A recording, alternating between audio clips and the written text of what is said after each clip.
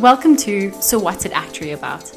I'm your host, Margie McKechnie, and I, along with my wide array of guests, hope to help you better understand and weather the wonderful world of actuarial science.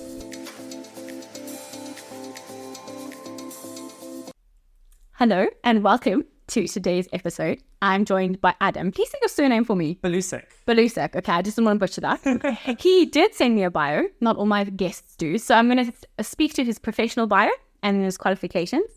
So Adam is a qualified actuary that lectures at WITS, where I did my honours.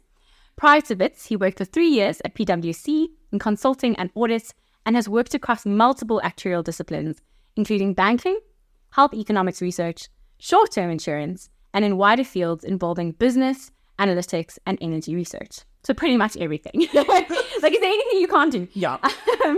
His current focus includes looking into new ways to improve education, which I'm also very passionate about, and research into how actuaries can contribute to shifting the world towards a long-term sustainable economic system. Fantastic. We're here for that. His qualification, Adam completed a BSc in Actuarial and Financial Mathematics at TICS and completed his actuarial honours at WITS. He left university with all his exam exemptions, so hopefully he can give us some tips. See how he did that. Not all of us were that lucky. And passed his fellowship board exam in the first sitting during work following his studies. What was the subject that you did your fellowship in? So I did an F207 at the time, banking. Fantastic. Yeah. Fantastic. He understands the plight most students have with work-based learning. His procrastinating on completing the normative skills delayed his qualification by 2 years, and leading to him attending his fellow qualification dinner only in Feb of 2023, this year. So given that, welcome. Margie, thanks for having me on this. So excited. I cannot tell you how excited I am. I mean, just to give the audience a bit of background, we met, an hour ago? An hour ago, I had a quick coffee. So basically best friends now. But speak to your qualification journey. Why did you want to become an actuary? Yeah, and I mean, we definitely chatted about this, but I did some VAC work in grade 10 of cool. I needed to do VAC work for LO, and my mom said, great, let's go. I think you would enjoy actuarial science. And then I went and chatted to like 8 actuaries, sat with them. They showed me like spreadsheets I didn't understand. I still didn't know what they meant. I was like, okay, I guess this is it then. Yeah. And then I thought actuarial science was basically accountancy with more maths. So that was my 1 and 2 options of varsity as actuarial science, and I had the marks to get in. But I only learned how to spell the word actuary, like I think in second.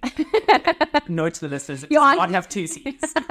So definitely not cut out for a journalism background or writing. No. So definitely maths was where it was at. Always loved maths, and I thought this was a great extension. And let's see what it is. And then only sort of, I suppose, towards the end of the actuarial journey and university-wise, did I kind of realize that this is a perfect degree for those that want to solve problems, to identify problems in the world and to solve them. Yeah. And for me, that is what the profession is. So I definitely am an actuary who, I'm not a big fan of like the siloing of, I'm a health actuary, a life actuary, of you learning skills in the university process that equip you to deal with kind of any sort of problems, right? That's why we have the actuarial control cycle.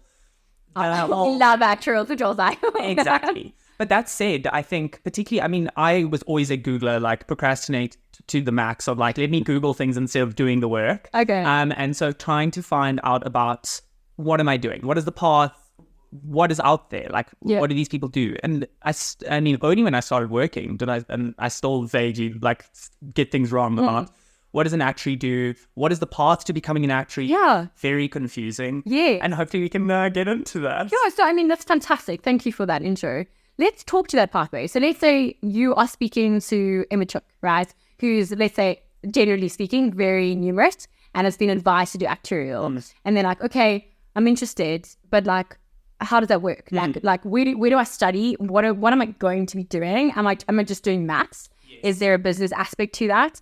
So can we just speak to that pathway, like from beginning to qualification, to getting to FASA? Perfect. So, I mean, in terms of what is an actuary, I think you speak to every actuary and they'll give you a different sort of like a concept. Given the experience. Exactly. So for me, an actuary is a professional, number one, which our degree and our actual ultimate qualification definitely kind of focuses around professionalism and being a professional and an expert. But it's a professional that looks at how to solve issues that are long-term in nature and that involve people and that you can put numbers to. Yes. I mean, is that not basically like all the problems we're facing in society 100%. today?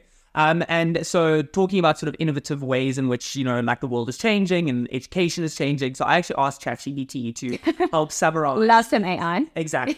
So I asked her, can you summarize what I need to do in order to become a fully qualified actuary with Actuarial Society of South Africa? Fantastic So question. ultimately, what you will, if you're pursuing this journey or you're midway beginning it, you want to ultimately become a fellow of the Actuarial Society of South Africa. Can I just tell you, when I found out that it was like a fellow of the Actuarial Society, I was like, I'm basically part of the Lord of the Rings. That was like the biggest draw card. I just don't. I don't. I was like, am I Samwise Gamgee? 1,000%, and I'm going on an adventure. Exactly, and I literally was. It was So, I mean, in talking about going on an adventure, those that have yet to pursue this journey but are looking into it, prepare for a 6+ year, a minimum of 6-year journey to get there.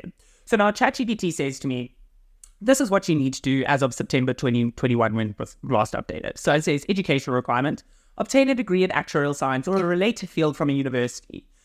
Easy. So it's just, so that's just, it's a given. It says, and the degree should cover the topics of the foundational level so the Actuarial Society, it's foundational level exam. So that's your A100 and A200 series. Okay. So this A100 and A200 series forms part of essentially getting you towards becoming a technical actuary. Okay. So a TASA. Now, a TASA, you are not allowed to use the designation of actuary yet. Yes. That is only in the further levels. So would you be an analyst at that level, like an actuarial analyst? So generally people call themselves an actuarial analyst, and people often you'll see on LinkedIn people say like aspiring actuary. Love it. Yeah, love it. Love the aspiration.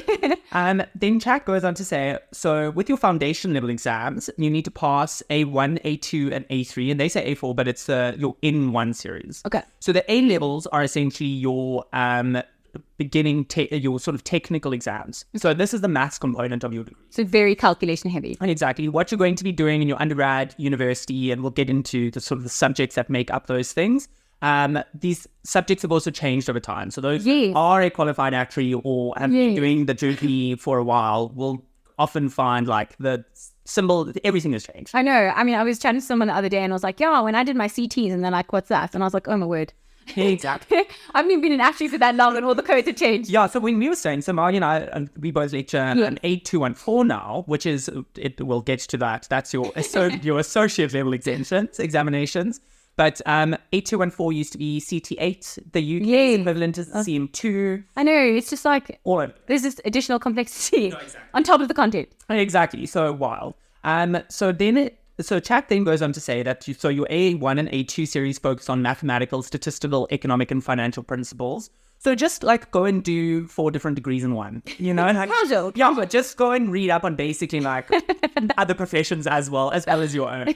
And then your A3 and then your N series cover actuarial risk management, which you do in your honors portion. And actuarial practice and professionalism, which is now what the N's kind of stand for. So your N's are your normative skills, which is basically how do you, you have the techniques and the technical expertise behind your profession, but how do you actually communicate it in a business setting? Which I think is underplayed by a lot of people. I think they're like, I'm highly numerate, I will be fantastic. And I'm like, that's great. But remember, you're going to have to communicate your decisions to people that aren't as numerate as you.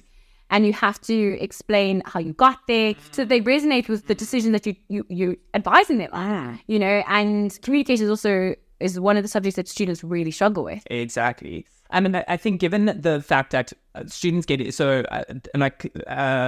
ChatGPT kind of brushes over the fact that you need to have a university actuarial degree or related degree. Yes. But they don't get into the point that, well, actually, in order to get into those, you have to be probably top 5% of the country in terms of the marks in your matric exams, very strong math skills, probably looking at definite, if you want to get in above 90% in your final, for like a secure place, and that's then also across all of your subjects, you need, I think, what's the like an A aggregate kind of thing. Exactly, 1,000%. And it's often, I found very counterintuitive, why do you need English? Why does your English have to be so high to get into the program?